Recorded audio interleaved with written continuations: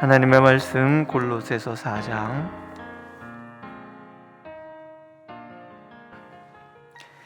2절에서 4절까지 말씀입니다. 골로새서 4장 2절에서 4절 우리 함께 읽겠습니다. 기도를 계속하고 기도에 감사함으로 깨어있으라.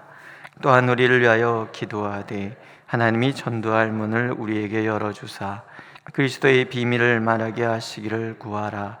내가 이 일 때문에 매임을 당하였노라. 그리하면 내가 마땅히 할 말로서 이 비밀을 나타내리라. 아멘.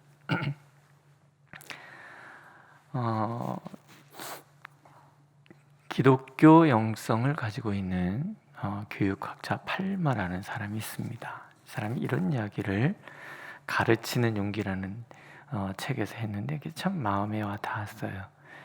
가르치는 자가 자기 정체성과 성실성을 회복하고 자아의식과 소명의식을 기억한다면 권위는 저절로 찾아온다. 이런 이야기가 있습니다.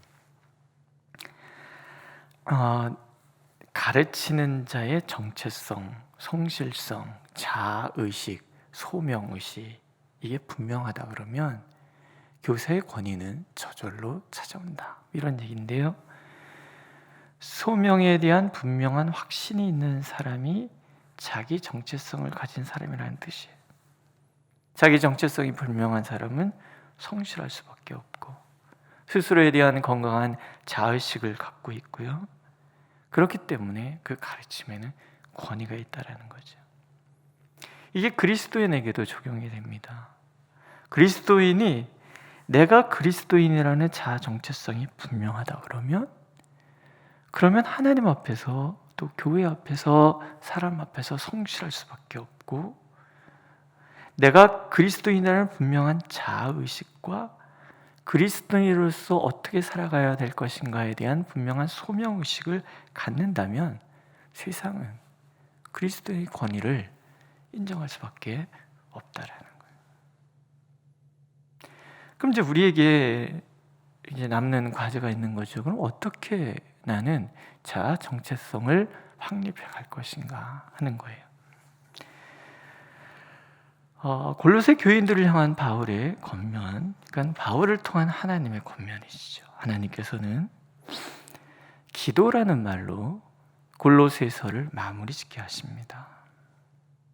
하나님의 백성이며 백성이 세상의 유혹을 이기는 힘, 그것은 다름 아니라 예수 그리스도로 충만해지는 거예요.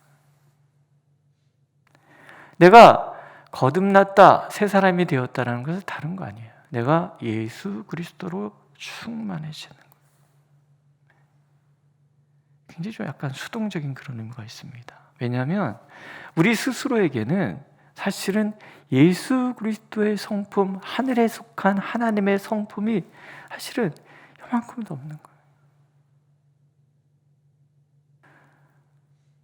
늘 우리 안에는 하나님을 거역하고자 하는 그 반항이 가득한 거예요. 그걸 죄라 그럽니다.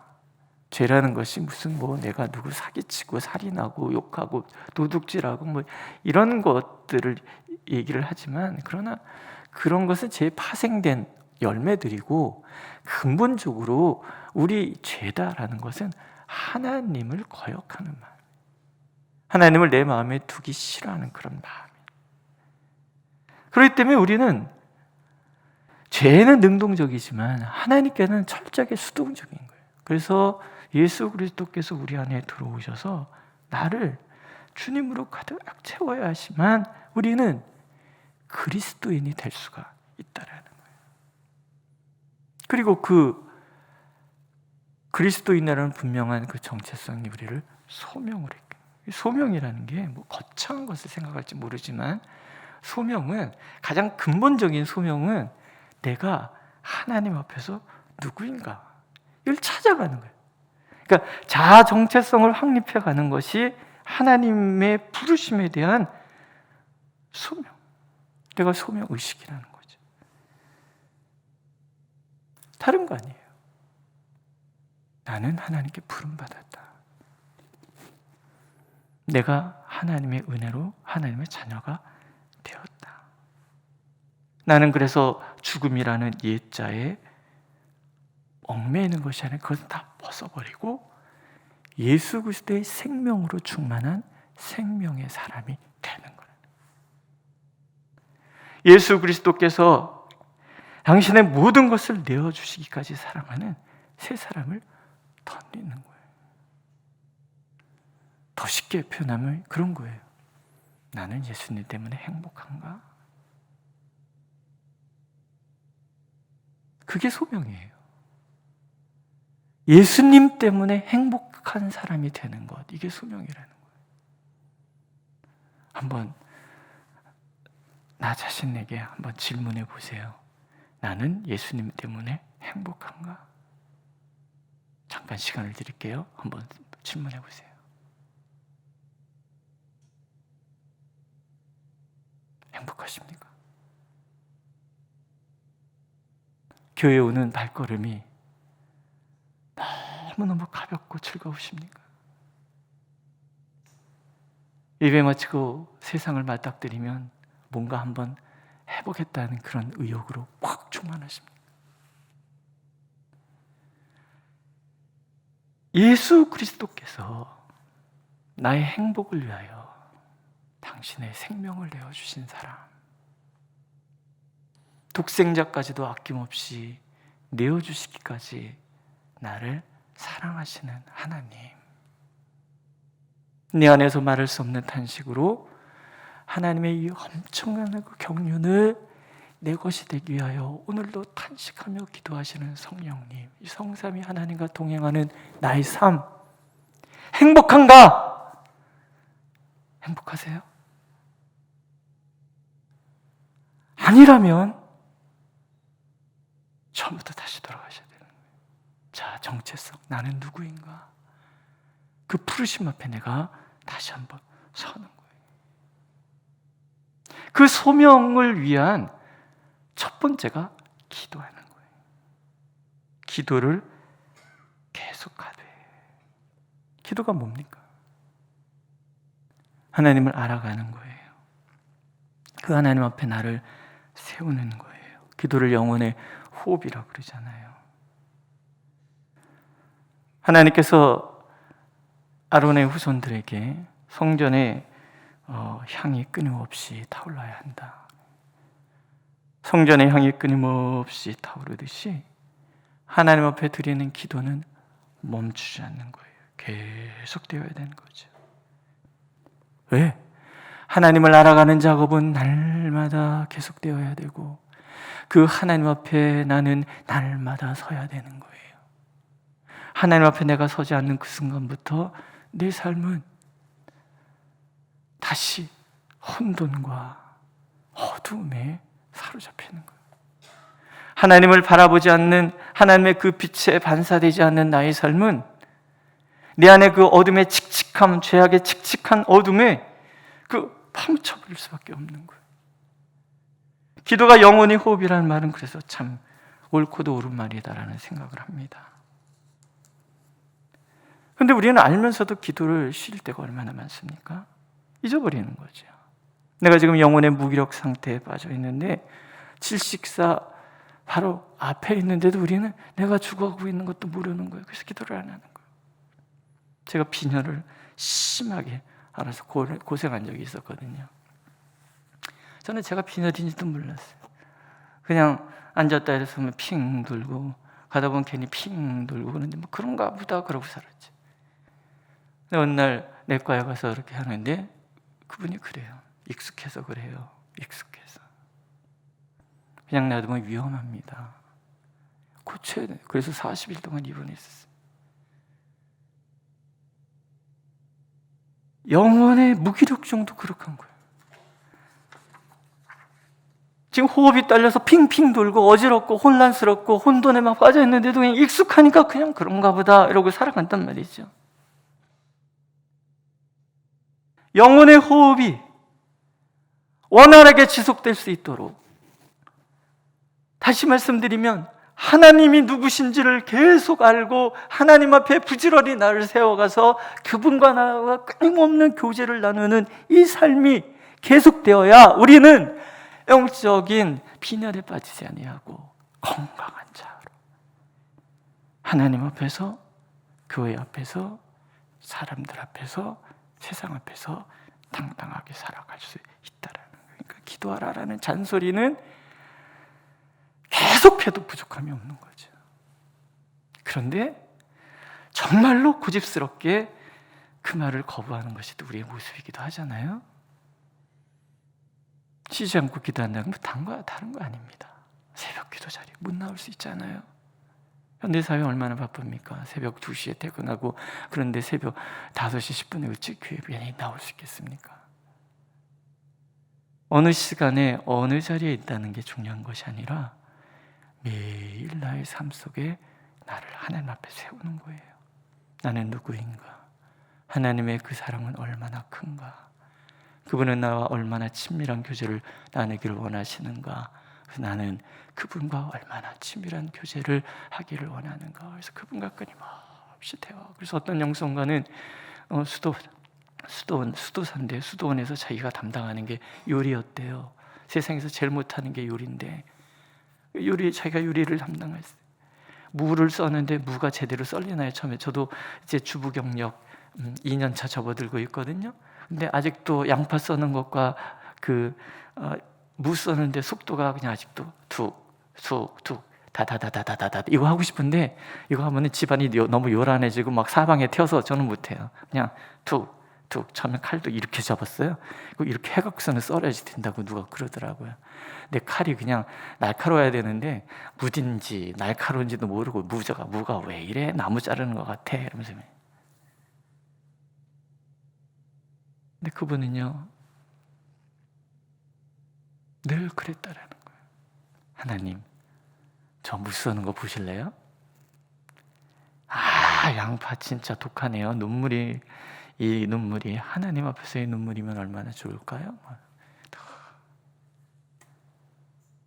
걸어오시면서 하나님과 대화하고 걸어가시면서 하나님과 대화하고 저녁 노을을 척 보면서 하나님께 찬양하고 하나님께 대화하고 아침에 동토는 태양을 보면서 하늘에 떠가는 구름을 바라보면서 오늘 내 옆에 있는 형제와 자매들을 보면서 때로는 나를 막 부대끼게 하는 그 사람을 보면서도 하나님 참 감사합니다.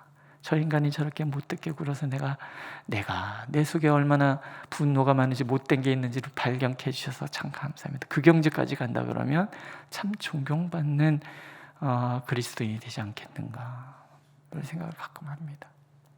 기도는 그런 거예요. 늘 하나님 앞에 나를 세우는 거죠. 열심히 기도하십니까? 또 두 번째 기도의 자세를 얘기하죠. 기도하되 기도에 감사함으로 깨어있으라. 기도와 감사가 같이 가죠. 그럼 왜 기도할 때 감사하는가 하는 거예요. 그건 하나님의 선하심이 전제된다. 기도의 첫머리에는 항상 하나님은 선하십니다. 마태복음에서 예수님 말씀하시잖아요. 하물며 하늘 아버지께서 구하는 자에게 좋은 것을 주시지 않겠느냐. 이게 하나님 선하신 거예요. 기도할 때는 항상 하나님은 좋은 것을 주시는 분이라는 것을 전제하는 거죠. 오늘 내 삶 속에 일어나는 그 모든 일들이 하나님이 좋은 것을 주시기 위한 과정이다라고 생각한다 그러면 우리는 기도하면서 감사할 수 있는 거예요. 감사함으로 깨어있으라. 깨어있는 거예요. 왜 기도를 하면서 감사할 줄 모를까요? 내 기대와 하나님의 응답이 다르기 때문에 그래요. 그런데 우리는 내가 원하는 것과 다른 응답이 아니라고 생각하기 때문에 그래서 우리는 기도하면서 감사할 줄 모르는 거예요. 어떤 목사님이 이런 간증을 제가 들었어요. 어려서 소아마비 증세를 알아서 다리가 불편해요. 이분이 이제 하나님을 만나고 하나님 앞에 기도를 한 거예요. 하나님 고쳐주세요. 4년 넘게 그런 기도를 했다는 거예요. 그러다가 어느 교회 앞을 지나가는데 현수형부터 신유 집회. 그래서 문을 열고 들어갔어요.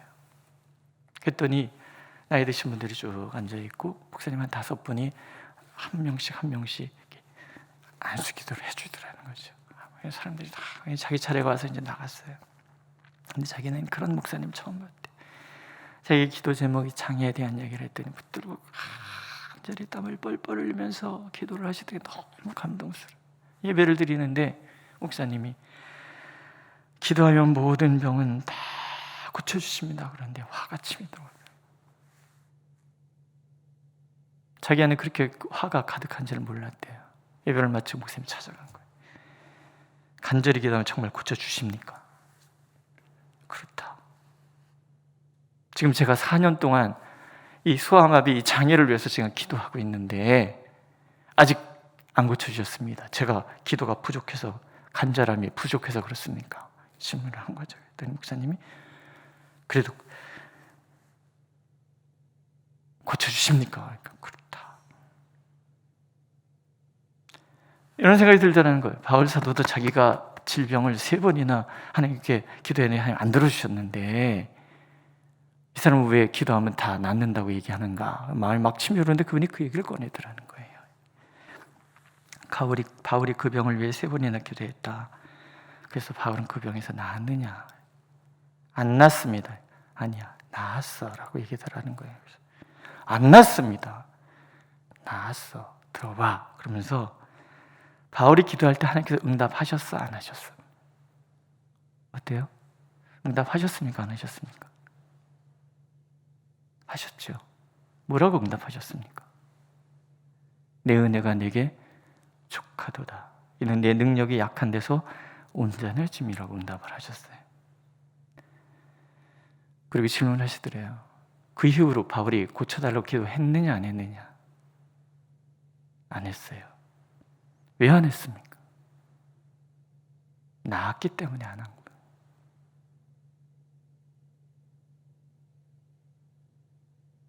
이해되십니까? 하나님의 그 응답을 받고 나서 바울은 자신에게 하나님 주신 계시가 참으로 많기 때문에 겸손함을 위하여 가시를 자기 몸에 주셨다는 걸 깨달은 거예요. 그럼 그건 질병입니까? 가시입니까? 가신 거예요. 더 기도할 필요가 없는 거죠. 가시가 오히려 감사가 되는 거죠. 제가 다 은혜가 되더라고요. 우리는 내가 불편한 것이 해결이 돼야지만 응답이라고 생각해요. 하지만 전제되는 것은 하나님은 우리에게 좋은 것을 주시는 선하신 하나님이라. 목사님이 그 얘기하다 나는 나았구나 라고 더 이상 기도하지 않아요. 더 이상 그것이 불편이 되지 않더라는 거예요. 하나님의 종이 되어서 몸은 불편하지만 이것은 나를 하나님께로 인도한 소중한 선물이기 때문에 이게 더 이상 질병이 될 수 없고 기도의 제목이 될 수가 없는 거예요. 항상 우리가 하나님 앞에 감사한다, 감사로 깨어 있어야 된다라는 것은 그런 거라. 하나님의 선하심을 믿고 좋은 것을 주시기를 원하시는 그 하나님, 우리는 내 삶 속에 찾아온 장애가 불편하다고 생각해서 불평할지 모르지만, 그러나 내 삶 속에 찾아온 모든 것이 하나님이 내게 좋은 것을 주시기 위한 과정이고, 그래서 모든 것이 좋은 것이라는 것을 전제할 때 감사할 수 있는, 끼어있게 되는 거죠. 요즘 제가 그것을 깨닫고 있습니다. 처음으로 들어가서 다시 한번 나 자신에게 질문을 해보세요. 오늘 나는 예수님 때문에 행복한가? 기도하겠습니다. 주님 앞에 서는 것이 우리의 소명이고 하나님을 알아가는 것이 우리의 소명일진데 우리에게 늘 좋은 것을 주시기를 원하시는 하나님, 감사함으로 깨어있으라고 말씀하시는 하나님, 주님을 향한 굳은 믿음과 좋은 것을 주시기를 원하시는 하나님의 그 사랑을 알므로 오늘도 우리가 행복할 수 있도록, 주님 때문에 행복할 수 있도록, 세상이 알 수 없는 행복으로 가득한 삶 되도록 우리를 인도하여 주시옵소서. 예수님의 이름으로 기도드렸습니다. 아멘. 하늘에 계신 우리 아버지, 아버지의 이름을 거룩하게 하시며 아버지의 나라가 오게 하시며 아버지의 뜻이 하늘에서와 같이 땅에서도 이루어지게 하소서. 오늘 우리에게 일용할 양식을 주시고 우리가 우리에게 잘못한 사람을 용서해 준 것 같이 우리 죄를 용서해 주시고 우리를 시험에 빠지지 않게 하시고 악에서 구하소서. 나라와 권능과 영광이 영원히 아버지의 것입니다. 아멘.